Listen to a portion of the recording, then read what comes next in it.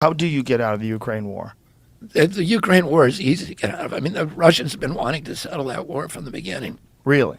Yeah. I mean, the Minsk Accords was a settlement. And that was, that we basically, encouraged Zelensky. As Zelensky ran in 2019, here's a guy who's a comedian and and an actor, which I'm not saying in a disparaging way, but he's... You probably should. My wife is those things too. Yeah. So, but how did he win? How did he win with 70% of the vote? He won because he ran on a peace platform, promising to sign the Minsk Accords, which was an agreement that Russia, France, and Germany had all agreed to, which would have left Donbass as part of Ukraine as an autonomous region, so they can now enjoy their own language, the ethnic Russians, and protect themselves from attack by the central government, which was U.S. Installed central government, and that NATO would stay out of the Ukraine, and that's what the Russians wanted. A pledge that NATO will never go in, which we should have made for them. We shouldn't. We have no business putting NATO in the Ukraine. We promised we'd never do that. We committed to it.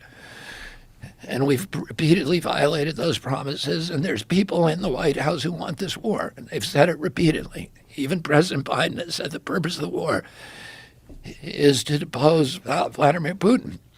And what? Install a puppet government? Well, that's the thing. Is what that's what the same people who got rid of Libya. Saddam Hussein, Yeah. which cost us $8 trillion. And Iraq is now worse off than we found it. We killed more Iraqis than Saddam Hussein. We forced Iraq into this bondage to Iran, where they're now a proxy state of Iran. We've reduced that nation into this incoherent mess that is just a battle between Shia and Sunni despots. We created ISIS. We then had to do the Syrian war, the Yemen war, the Afghan, Pakistan. We drove 2 million refugees into Europe and destabilized every democracy in Europe for the next 2 generations and created Brexit. That's what we got for that $8 trillion and the ravaged middle class in our country.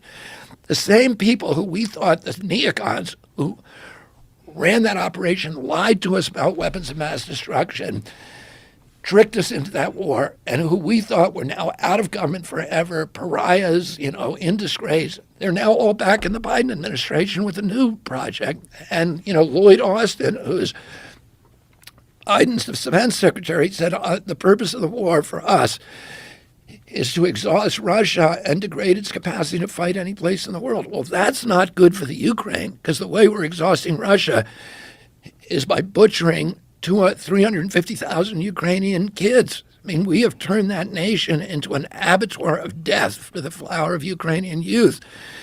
In a geopolitical, and I'm not excusing Putin. Putin is a thug, a monster, a gangster who illegally invaded and didn't need to. We need to take responsibility for the provocations which we have, which these neocons have been provoking for over a decade. And by the way,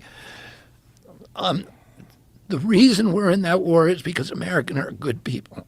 And, we were convinced, granted, we're using these kind of comic book depictions, that they're now, the military-industrial complex is now expert at selling from us of this kind of good versus evil, this whole thing that gets us into these wars.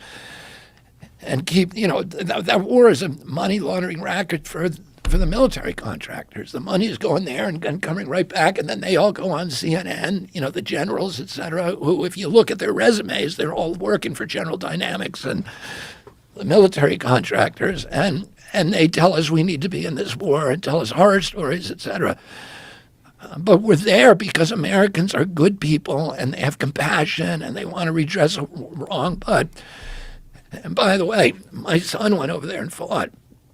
Yeah, And he joined. He without telling us, he left law school and a summer job, and he went over there and joined the Foreign Legion and fought as a machine gunner for a special forces unit during the Kharkiv offensive. So the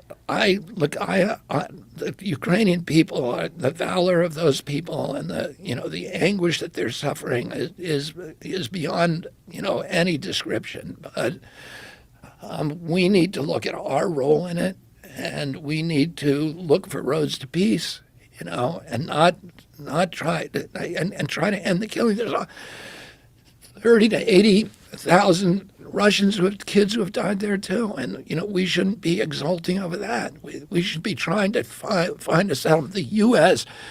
should be the grown-up in the room that's saying, how do we stop the bloodshed? That's what we should be doing over there, and not to achieve these. And I'll just say one other thing, Joe. That war's cost us $113 billion. That's the commitment so far.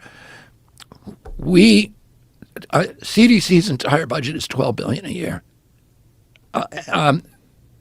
FDA or EPA's entire budget is about $12 billion. We have 57% of our people in this country cannot put their hands on $1,000 if they need to, if there's an emergency. 25% of Americans are hungry now, are not getting enough food. I have a friend who is a commercial fisherman who spent his life, on the fisheries, had a business, put it together, but because it's a private business, because he was working a lot for other people, he doesn't have benefits. He now has a disability. His son-in-law runs the business, but can't support him. He has a disability, and he has been surviving on $280 worth of food stamps from the SNAP program. And that doesn't take you too far. But on March 1st, he got a robocall from the government saying, your food stamps have been cut by 90%. You're now getting $25 a month. Try feeding yourself on 90 cents a day in this country. 30 million Americans got that call. And that same month, we bailed out, we printed $300 billion new dollars to bail out the Silicon Valley Bank. And we tapped off the Ukraine war commitment to $113 billion. So we got lots of money for the military-industrial complex, lots of money for the bankers, the banksters. But we're starving Americans to death. Starving them. And because of all the inflation, we spent $16 trillion on the lockdown. We wasted, got nothing for it. $8 trillion on the Ukraine war. That's $24 trillion that they had to print to pay for nothing. That money, the way they're paying it back, they're not going to tell us they're raised taxes because you can't do that. It's a hidden tax called inflation, and it hits the poor and the middle class, and it has dismantled the middle class in this country.